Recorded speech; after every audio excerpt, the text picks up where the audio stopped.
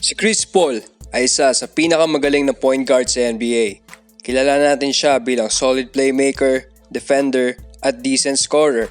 Maraming slander sa kanya dahil wala pa raw siyang championship, playoff joker daw, pero at the end of the day, he is one of the best players in NBA history. To give praise to Chris Paul, he is one of the few players na kahit anong team mapuntahan niya, lumalakas ito dahil sa kanyang style of play, leadership, at never say die mentality. Sa videong ito ay pag-uusapan natin ang karera ni Chris Paul so far at kung paano niya naaangat ang isang basketball team through the years. Si Chris Paul ay isang 11-time All-Star, 2005 Rookie of the Year at 2013 All-Star Game MVP. He has a career average of 18.4 points, 4.5 rebounds, 9.4 assists, and 2.2 steals per game in 16 seasons. Si CP3 ay meron ding outstanding 9-time All-NBA and All-Defensive Team selection. It just shows you kung gaano siya kalakas at consistent sa guard position on both ends of the floor.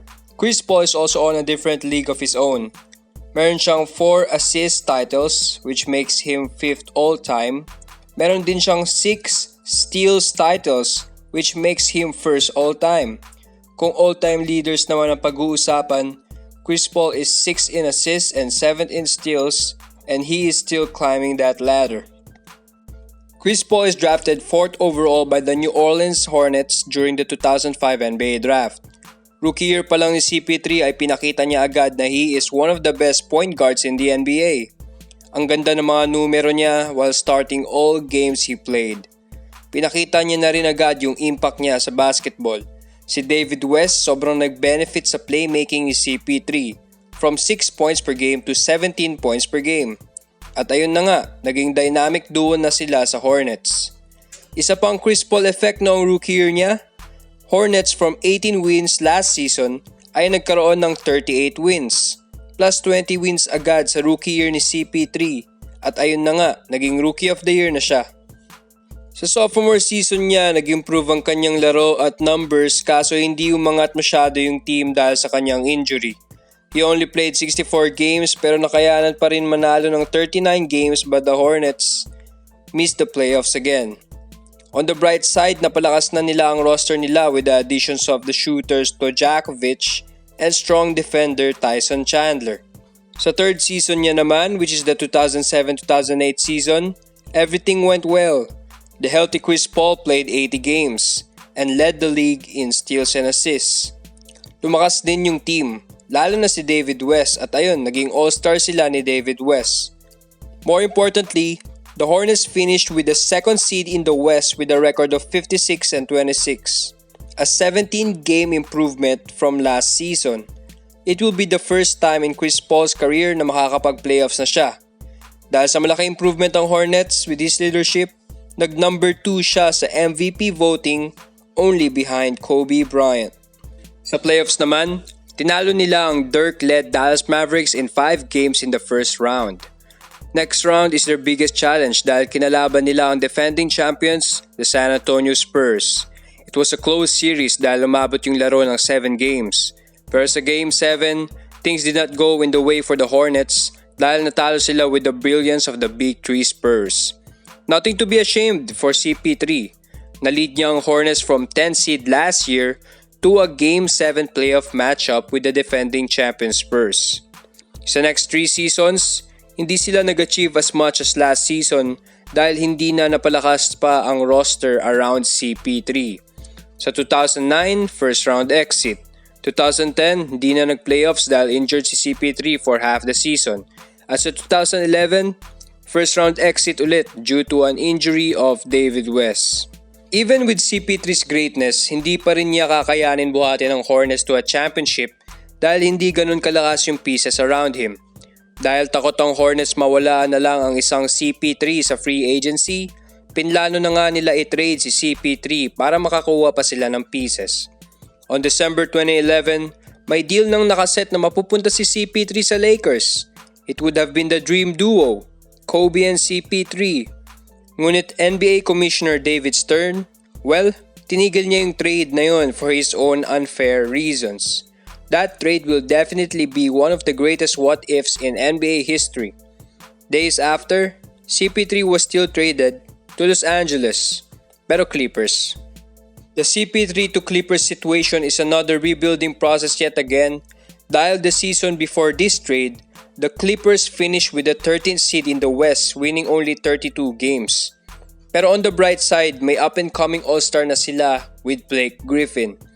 Still no excuses from Chris Paul. Wika nga ni Blake Griffin, Chris Paul put us on the map dahil umepekto na naman ang CP3 effect.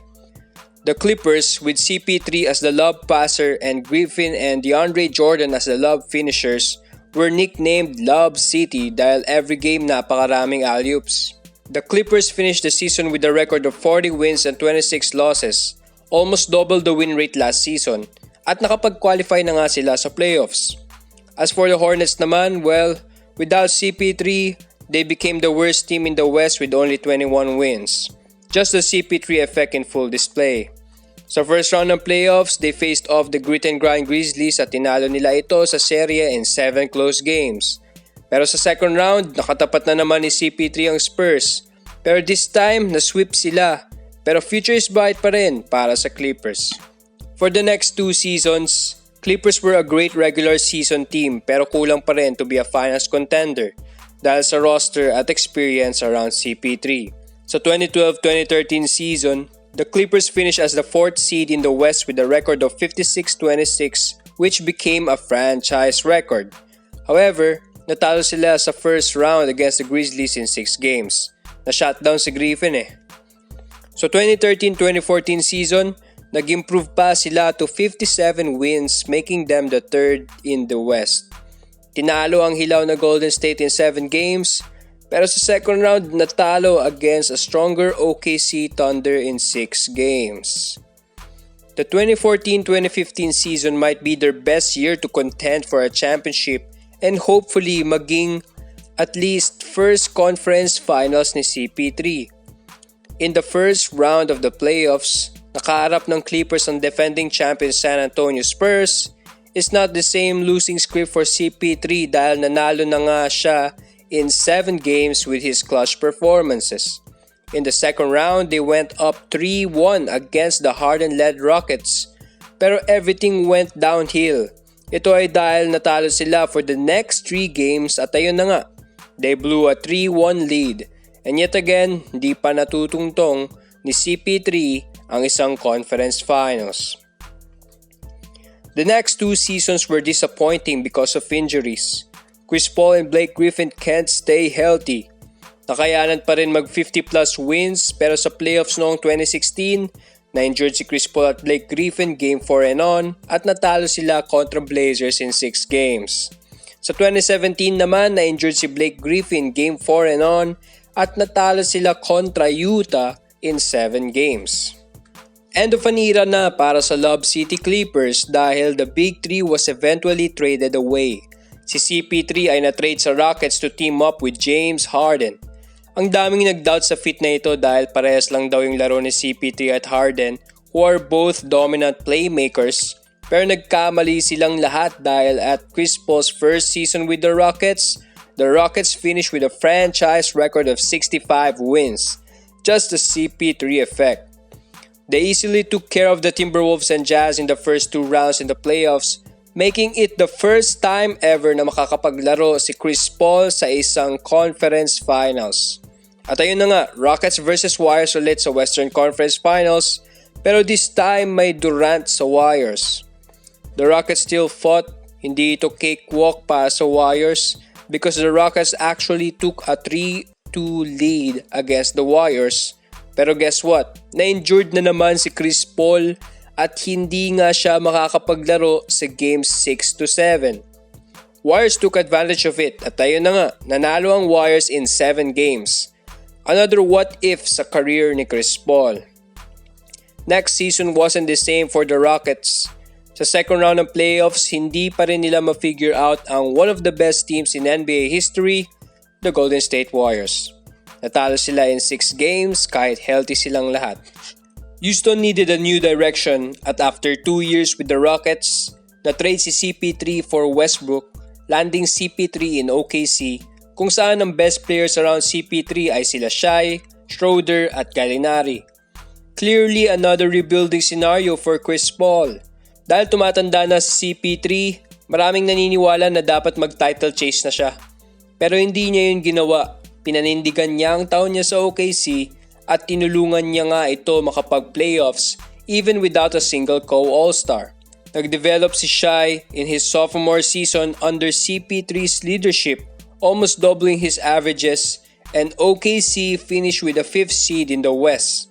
Sa playoffs naman, well, natalo sila sa Harden Westbrook-led Houston Rockets, pero there is nothing to be ashamed of dahil lumaban sila in 7 close games given yung roster nila. After an impactful year sa OKC, CP3 was traded again sa Phoenix Suns, a team na last in the Western Conference for 3 straight years since 2016.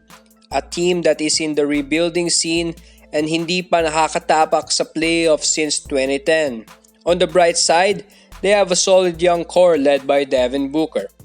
Pwedeng gawin ni CP3 na mag-request siya ng trade na mapupunta siya sa mga contending teams, pero once again, he chose Phoenix dahil gusto niya maangat ang isang rebuilding team and later on to compete in the NBA championship.